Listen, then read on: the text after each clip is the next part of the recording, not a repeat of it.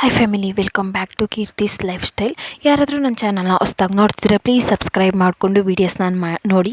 ನೀವು ಮಾಡೋ ಒಂದು ಸಬ್ಸ್ಕ್ರೈಬ್, ಒಂದು ಲೈಕಿಂದ ನನ್ನ ಚಾನಲ್ ಇನ್ನೂ ಸ್ವಲ್ಪ ಗ್ರೋತ್ ಆಗುತ್ತೆ. ಪ್ಲೀಸ್ ನೀವು ಮಾಡಬೇಕಾಗಿರೋದು ಇಷ್ಟೇ, ಒಂದು ಸಬ್ಸ್ಕ್ರೈಬ್ ಮಾಡಿಕೊಂಡು ವೀಡಿಯೋಸ್ನ ನೋಡಿ. ಬನ್ನಿ ವಿಡಿಯೋದೊಳಗಡೆ ಹೋಗೋಣ. ಇವತ್ತಿನ ವ್ಲಾಗ್ ಏನಂದರೆ, ಇದು 2 ದಿನದ ವ್ಲಾಗ್ ಆಗಿರುತ್ತೆ.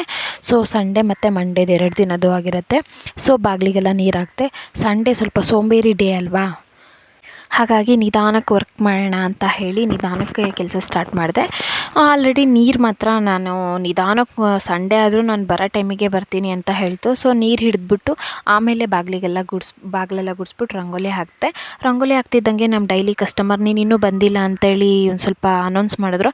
ಹಾಗಾಗಿ ಬಂದೆ ಹೇಳಿ ಬೇಲಿ ಆರ್ಬಿಟ್ಟು ಆ ಕಡೆಗೆ ಹೋಗಿ ಇರೋ ಹೂನ ಕಿತ್ಕೊಂಡ್ಬಂದು ನಮ್ಮ ಹೊಸ್ಲಿಗೆ ಇಡೋಣ ಅಂತ ಅಂದ್ಕೊಂಡೆ. ನಮ್ಮ ರಂಗೋಲಿ ಹೇಳ್ತಾ ಇತ್ತು, ನೀನು ಹಾಕಿರೋ ಈ ಕಾಂಜಿ ಪಿಂಜಿ ರಂಗೋಲಿ ಹೂವು ಎಲ್ಲ ಬೇಕಾ ಅಂತ. ಬಟ್ ನಾನು ಹೇಳಿದೆ, ನನಗೆ ಬೇಕೇ ಬೇಕು, ಆವಾಗೇ ನಾನು ಫುಲ್ಫಿಲ್ ಆಗೋದು ನನಗೆ ಅಂತ ಹೇಳಿ ನಮ್ಮ ರಂಗೋಲಿ ಹತ್ರ ಒಂದು ಸ್ವಲ್ಪ ವಾದ ಮಾಡಿಕೊಂಡು ಹೋಗಿ ರಂಗೋಲಿಗೆ ಹೂವು ಇಟ್ಟೆ.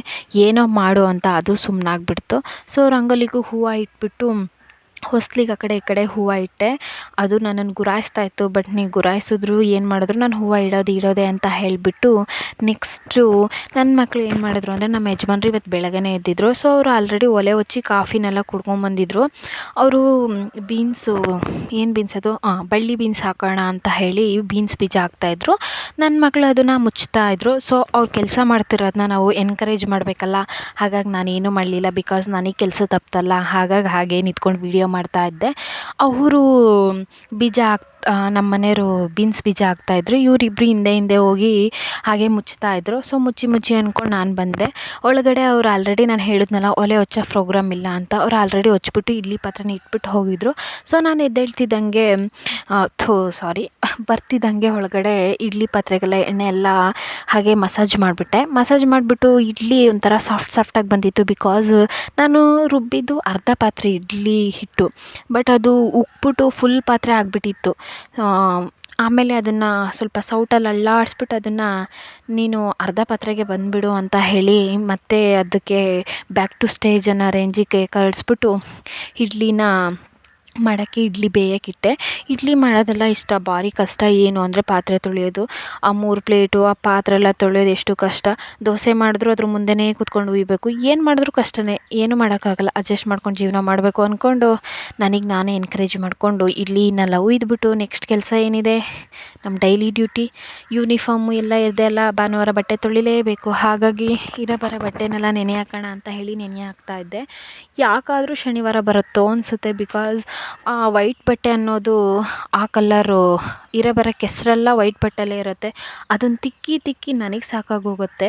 ಸೊ ನನಗೆ ಶನಿವಾರ ಬದಲು ಬೇರೆ ಕಲರ್ ಯೂನಿಫಾರ್ಮ್ ಮಾಡಿಬಿಟ್ರೆ ತುಂಬ ಚೆನ್ನಾಗಿರ್ತಿತ್ತು. ಸೊ ಬಟ್ಟೆನೆಲ್ಲ ನೆನೆ ಹಾಕ್ತೆ. ಅವರು ಅಲ್ಲಿ ಕೆಲಸ ಮಾಡಿ ಸುಸ್ತಾಗಿ ಬಂದಿದ್ರಲ್ಲ, ಸೊ ಅವರಿಗೆ ಸ್ವಲ್ಪ ಎನರ್ಜಿ ಕೊಡೋಣ ಅಂತ ಹೇಳಿ ಇಡ್ಲಿ ಹಾಕ್ತೆ. ಅವರಿಬ್ಬರಿಗೂ ಇಡ್ಲಿ ಹಾಕ್ಬಿಟ್ಟು ನೆಕ್ಸ್ಟ್ ಕೆಲಸ ಏನಿದೆ, ಬಟ್ಟೆ ನೆನೆ ಹಾಕಿದ್ನಲ್ಲ, ಆಲ್ರೆಡಿ 2ರಿಂದ 3 ಅವರ್ ಆಗಿತ್ತು ಬಟ್ಟೆ ನೆನೆ ಹಾಕಿ. ಸೊ ಬಟ್ಟೆನೆಲ್ಲ ತೊಳೆಯೋ ಗ್ಯಾಪಲ್ಲಿ ಅವರಿಗೆ ತಲೆಗೆ ಬೇವಿನ ಸೊಪ್ಪು ಹಚ್ಚಿದ್ದೆ. ಬಿಕಾಸ್ ಹೋದ ವಾರನೂ ಹಚ್ಚಿದ್ದೆ. ಅದು ಯಾಕೆಂದರೆ ಅವ್ರ ತಲೆಯಲ್ಲಿರೋ ಹೊಟ್ಟು ಮತ್ತು ಏನು ಸ್ವಲ್ಪ ಮಾತು ಕೇಳೋ ಥರ ಕಾಣಿಸ್ತು. ಸೊ ಹಾಗಾಗಿ ಬೇವಿನ ಸೊಪ್ಪನ್ನ ರುಬ್ಬಿ ಹಚ್ಚಿದ್ದೆ. ಸೊ ಹಚ್ಚಿದ್ದಿದ್ರಲ್ಲಿ ಅವರಲ್ಲೇ ಡ್ಯಾನ್ಸ್ ಮಾಡ್ತಾಯಿದ್ರು. ಸೊ ಆ 2 ಶರ್ಟ್ ಅದಕ್ಕೆ ಅಂತ ಇಟ್ಬಿಟ್ಟಿದ್ದೀನಿ. ಈ ಸೊಪ್ಪು ರುಬ್ಬಿ ಹಚ್ಚೋದ್ರಿಂದ ಕಲೆ ಆಗುತ್ತೆ ಅಂತೇಳಿ ಹಾಕಿರೋ ಡ್ರೆಸ್ನ ಬಿಚ್ಚಿಬಿಟ್ಟು ಅದನ್ನು ಹಾಕಿ ಸೊಪ್ಪು ಹಚ್ಚಿದೆ. ನೆಕ್ಸ್ಟು ಮನೆಗೆ ಸೌದೆ ಇರಲಿಲ್ಲ, ಅದನ್ನು ತೊಗೊಬರೋಣ ಅಂತ ಹೇಳಿ ಅಲ್ಲಿಂದ ಸೌದೆನೆಲ್ಲ ಎಳ್ಕೊಂಬರ್ತಾ ಇದ್ದೆ. ಎಷ್ಟು ಬೇಕು ಅಷ್ಟನ್ನೆಲ್ಲ ಫಸ್ಟ್ನೇ ತಂದು ಹಾಕ್ಕೊಬಿಡೋಣ. ಒಂದು ಸರಿ ತಂದು ಹಾಕ್ಕೊಂಡು ಆಮೇಲೆ ಕಡ್ಕೊಂಡ್ರೆ ಸರಿಯಾಗತ್ತೆ. ಸುಮ್ಮನೆ ಒಂದು ಸರಿ ತಂದು ಹಾಕೋದು ಕಡಿಯೋದು ಮಾಡಿದ್ರೆ ಸರಿಯಾಗಲ್ಲ ಅಂತ ಹೇಳಿ ಎಲ್ಲ ಸೌದೆನೂ ತೊಗೊಬಂದು ಗುಡ್ಡೆ ಇದ್ದೆ. ಅಷ್ಟಕ್ಕೆ ಬಾಡಿ ವೀಕ್ ಆಗಿಬಿಡ್ತು. ಸ್ವಲ್ಪ ಎನರ್ಜಿ ಡ್ರಿಂಕ್ ಕುಡಿಯೋಣ ಅಂತೇಳಿ ನೀರು ಕುಡ್ಕೊಂಬಂದು ನೆಕ್ಸ್ಟ್ ಏನು ಆ ಗುಡ್ಡೆ ಹಾಕಿರೋ ಸೌದೆನ ಕಡಿಬೇಕಲ್ಲ ನೋಡ್ತಾ ಇದ್ದೆ. ನೆಕ್ಸ್ಟು ನಮಗೆ ಸದ್ಯಕ್ಕೆ ಆಯುಧ ಏನು ಬೇಡ, ನಮ್ಮ ಕೈ ಕಾಲೇ ಆಯುಧ ಅಂತ ಹೇಳಿ ಕೈಯಲ್ಲಿ ಕಾಲಲ್ಲಿ ಮುರಿತಾ ಇದ್ದೆ. ಕೈಯಲ್ಲಿ ಕಾಲಲ್ಲಿ ಆಗದೇ ಇರೋದನ್ನ ನಾವು ಕಣ್ಣಿಲಿ ಕಡಿಯೋಣ ಅಂತ ಹೇಳಿ ಕೈಯಲ್ಲಿ ಮುರಿಯೋದು ಕಾಲಲ್ಲಿ ಮುರಿಯೋದನ್ನೆಲ್ಲ ನಮ್ಮ ಶಕ್ತಿ ಮೀರಿ ಮುರಿತಾ ಇದ್ದೆ. ನೆಕ್ಸ್ಟ್ ದೊಡ್ಡ ಸೌದೆನೆಲ್ಲ ಸೈಡಿಗೆ ಎತ್ತಾಕ್ತೆ. ಆಮೇಲೆ ಕಡ್ಕೊಳ್ಳೋಣ ಅಂತೇಳಿ ಚಿಕ್ಕ ಪುಟ್ಟದನ್ನೆಲ್ಲ ಹಾಗೆ ಹಾಕ್ತೆ. ಬಿಕಾಸ್ ಅದು ಬೇಕು, ಯಾಕೆಂದರೆ ಸುಳ್ಳಿನೆಲ್ಲ ಕಲೆಕ್ಟ್ ಮಾಡ್ತಾಯಿದ್ದೀನಿ ನಾನು, ಆಮೇಲೆ ಯಾಕೆ ಅಂತ ಹೇಳ್ತೀನಿ. ಸೊ ಎಲ್ಲ ಸೌದೆನೂ ಕಡಿದೆ. ಆ ಸುಳ್ಳಿನೆಲ್ಲ ಯಾಕೆ ಕಲೆಕ್ಟ್ ಮಾಡ್ತೀನಿ ಅಂತ ಅಂದರೆ, ಆ ಸುಳ್ಳಿ ಇದ್ರೇ ಒಲೆ ಹೊಚ್ಚಕ್ಕಾಗೋದು. ಸೊ ಈ ದೊಡ್ಡ ದೊಡ್ಡ ಸೌದೆನೆಲ್ಲ ಇಟ್ಬಿಟ್ರೆ ಅವು ಎಲ್ಲಿ ಒತ್ತುತ್ತೆ.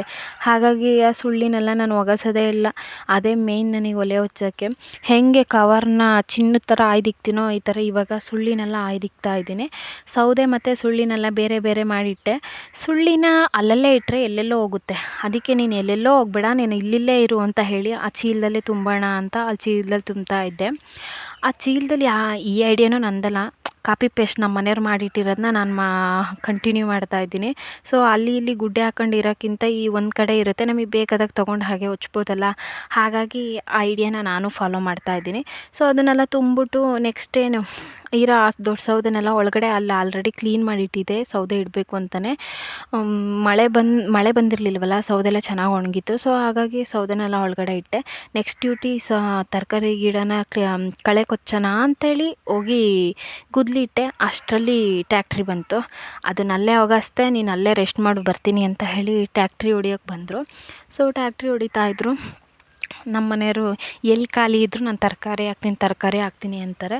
ಸೊ ಹಾಗಾಗಿ ಟ್ಯಾಕ್ಟ್ರಿ ಹೊಡಿಯೋಕ್ಕೆ ಕರೆಸಿದ್ರು. ಅವ್ರು ಹೊಡಿತಾಯಿದ್ರು. ಸೊ ಟ್ಯಾಕ್ಟ್ರಿ ಹೊಡಿಯುವಾಗ ಹಿಂದೆ ಪಕ್ಷಿಗಳು ನಾನು ಬರ್ತೀನಿ ನಿಮ್ಮ ಹಿಂದೆ, ನಾನು ಬರ್ತೀನಿ, ನಿಮ್ಮನ್ನು ನಾನು ಬಿಡಲಾರೆ ಅಂತ ಹೇಳಿ ಅದ್ರ ಹಿಂದಿಂದನೇ ಹೋಗ್ತಾಯಿತ್ತು. ಯಾಕೆ ಅಂದರೆ ಈ ಮಣ್ಣು ಹುಳ, ಈ ಹಸಿಗೆಲ್ಲ ಮಣ್ಣು ಹುಳ ಹಡೀಕಿರ್ತೈತಲ್ಲ, ಇವಾಗ ಟ್ಯಾಕ್ಟ್ರಿ ಹೊಡಿತಾ ಎಲ್ಲ ಮೇಲ್ಗಡೆ ಬರುತ್ತಲ್ಲ, ಅದನ್ನು ಆರಿಸ್ಕೊಂಡು ತಿನ್ನೋಕ್ಕೆ ಎಲ್ಲೆಲ್ಲಿಂದನೋ ವಲಸೆ ಬಂದುಬಿಟ್ಟಿದ್ವು ಪಕ್ಷಿ ನಮ್ಮ ಮನೆ ಹತ್ರ. ಸೊ ತಿನ್ಕೊಳ್ಳಿ ಅಂತ ನಾನು ಬಿಟ್ಬಿಟ್ಟೆ. ಯಾವುದೇ ರೀತಿ ಫೀಸ್ನ ಕೇಳಲಿಲ್ಲ ಅವ್ರ ಹತ್ರ. ಸೊ ನಿಮಗೆ ಫ್ರೀ ಲಂಚು ಅಂತ ಹೇಳಿ ಆ ಪಕ್ಷಿಗಳ್ನ ತಿನ್ಕೊಳ್ಳಿ ಅಂತ ಬಿಟ್ಬಿಟ್ಟೆ. ಎಷ್ಟು ಪಕ್ಷಿ ಬಂದಿದ್ದಾವೆ ನೋಡಿರಿ ಇವತ್ತು ನಮ್ಮ ಮನೆ ಗೆಸ್ಟ್ಗಳು ಇವರೇ. ಸೊ ಅವರು ಬರೋ ಹುಳನೆಲ್ಲ ತಿನ್ಕೊಂಡು ಹೋದರು. ಅದು ಟ್ಯಾಕ್ಟ್ರಿ ಹೋಗ್ತಿದ್ದಂಗೆ ಸ್ವಲ್ಪ ಹೊತ್ತು ಅವ್ರ ಲಂಚ್ನೆಲ್ಲ ಮುಗಿಸ್ಕೊಂಡು ಅವ್ರ ಕಷ್ಟ ಸುಖನೆಲ್ಲ ಬರೋ ಪಕ್ಷಿ ಹತ್ರ ಎಲ್ಲ ಮಾತಾಡಿಕೊಂಡು ಅವ್ರ ಪಾರಿಗೆ ಅವ್ರು ಹೊರಟ್ರು. ನಾನು ನೆಕ್ಸ್ಟು ಅಲ್ಲಲ್ಲೇ ಬಿಟ್ಟು ಒಗಸ್ ಬಂದಿದ್ನಲ್ಲ, ಸೊ ಅವರು ಬಾರಮ್ಮ ಸಾಕು, ಇಲ್ಲಿ ಬಂದು ಕೆಲಸ ಮಾಡು ಅಂತ ಹೇಳ್ತಾ ಸರಿ ಬಂದೆ ಅಂತ ಹೇಳಿ ಅಲ್ಲೂ ಹೋಗಿ ಕೆಲಸ ಮಾಡೋಕ್ಕೆ ಸ್ಟಾರ್ಟ್ ಮಾಡಿದೆ. ಅಲ್ಲೂ ತುಂಬ ಸೇಫ್ಟಿಯಾಗಿ ಕೆಲಸ ಮಾಡ್ತಿದ್ದೆ. ಯಾಕೆ ಅಂದರೆ ನಡುವೆ ಬೆಂಡೆಕಾಯಿ ಬೇರೆ ಬಂದುಬಿಟ್ಟಿದೆ, ಬೆಂಡೆಕಾಯಿ ಬೀಜ ಬೇರೆ ಹಾಕ್ಬಿಟ್ಟಿದ್ದಾರೆ. ಆ ಕಡೆಗೂ ಕಾಲಿಡಂಗಿಲ್ಲ, ಈ ಕಡೆಗೂ ಕಾಲಿಡಂಗಿಲ್ಲ, ಏನೂ ಮಾಡೋಂಗಿಲ್ಲ. ಸೊ ನಿಮ್ಮನ್ನು ಸೇಫ್ಟಿಯಾಗಿ ನೋಡ್ಕೋಬೇಕು ಅಂತ ಹೇಳಿ ನಾನು ಇಷ್ಟು ಕಷ್ಟಪಡ್ತಿದ್ದೀನಿ, ನೀವು ಕಾಲಿಗೆ ಸಿಗ್ತೀರಾ ಅಂತ ಅವ್ರಿಗೆ ಬೈಕೊಂತ ಹಾಗೆ ಕೆಲಸ ಮಾಡ್ತಾಯಿದ್ದೆ. ಬರೋದನ್ನೆಲ್ಲ ಕಳೆ ಕೊಚ್ಚಿದ್ರೂ ನಾನು ಚೆನ್ನಾಗಿ ಬರೋದು ಅಂತ ನನ್ನ ಹತ್ರ ಹೇಳಿದ್ದದು. ಹಾಗಾಗಿ ಸರಿ ಕೊಚ್ಚುತ್ತೀನಿ ಅಂತ ಹೇಳಿ ಆ ಗಿಡಗಳಿಗೆಲ್ಲ ಕಳೆ ಕೊಚ್ಚುತ್ತಾ ಇದ್ದೆ.